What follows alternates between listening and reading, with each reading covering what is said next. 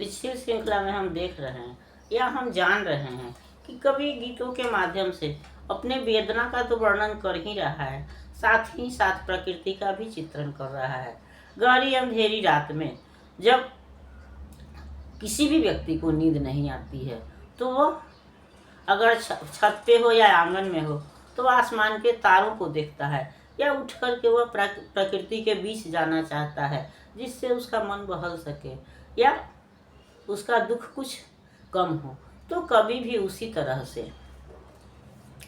तारों के पास जाता है या आसमान के तारे देखता है, उनसे बात करता है और वह कहता है कि जब सारी दुनिया सो जाती है तो जब तक हम, वही बात है कि जब हम जगे रहते हैं तब तो अपनी दिनचर्या में व्यस्त रहते हैं, लेकिन या तरह तरह के लोग दिखाई पड़ते हैं। इस तरह से दिन में हमको कोई कष्ट उतना नहीं अनुभव होता है जितना कि हमको रात में अनुभव होता है। तो कवि के साथ भी वही बात है कि जब गहरी अंधेरी रात होती है और जब सारे लोग सो जाते हैं तो कवि किससे बातें करेगा, उसके पास तो उसका साथी नहीं है, वह अकेला है। तो ऐसी स्थिति में वह आसमान से बातें करता है और आसमान में तारों को देखता है और उसको लगता है कि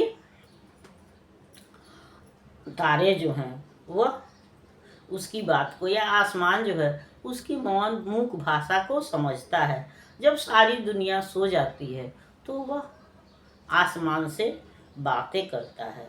जब सारी दुनिया नींद के आगोश में होती है, दीप बुझा देती है, वैसी स्थिति में वो अपनी मूक भाषा में यानी मन ही मन जो है वह आकाश से बातें करता है, तारों से बातें करता है। और उस बातों का तारे उसके जवाब तो नहीं देते हैं, लेकिन वह देखता है कि तारे भी टूटते हैं और गिरते हैं, लेकिन आसमान को उससे कोई असर नहीं पड़ता है, कोई अंतर नहीं पड़ता है। और तब वह जानता है या सोचता है कि इस दुनिया में कहीं भी दुख ही दुख है। आसमान बोलता तो नहीं है, लेकिन यह बता देता है। हम प्रकृति में भी देखते हैं कि पेड़ पौधे हैं, जो भी यह पैदा होते हैं वो मृत्यु को प्राप्त होते हैं। पेड़ पौधे पत्ते अगर बसंत में आते हैं तो पतझड़ में झड़ते भी हैं। तो इस तरह से कवि जो है अपने आप को आसमान से बातें तो करता ही है, उसके साथ साथ वो अपनी समस्याओं का समाधान या अपने दुख की विश्रांति भी उसी में खोज लेता है कि दुख भी है वो सबको आती है, या इस दुनिया में दुख भी हर तरह है, हर व्यक्ति दुखी है। वह केवल अकेला वही नहीं है जो दुखी है, बल्कि इस दुनिया में दुख है। यह मनुष्य ही नहीं, यह उसको प्रकृति भी बता रही है। वह आसमान से बातें करता है और कहता है, मेरा गगन से संलाप, दीप जब दुनिया बुझाती, नींद आँखों में बुलाती, तारकों में जा ठहरती दृष्टि मेरी आप। मेरा गगन से संलाप, बोल अपनी मूक भाषा, कुछ मुझे देते दिलासा, किंतु जब कुछ पूछता मैं देखते चुपचाप।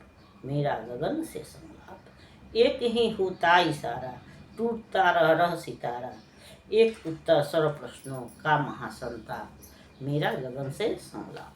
तो कवि जो है वह आसमान से बातें करता है। जब सारी दुनिया दीप बुझा कर के, जब तक शाम में जब तक अंधेरा रहता है तो हम रात्रि का जो भी कार्यक्रम है वो करते हैं। उसके बाद से दीपक बुझा के, प्रायः जब दीपक जलता था या तो हम दीपक बुझा करके सो जाते हैं।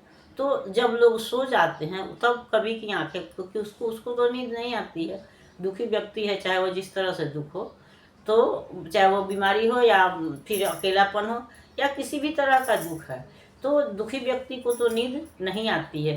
तो ऐसी स्थिति में उसका क्या होता है, तब उसकी दृष्टि जो है वह आसमान की तरफ उठ जाती है, तारों के तरफ उठती है और वह मौन भाषा में, मूक भाषा में तारों से बातें करता है। तो तारे उसको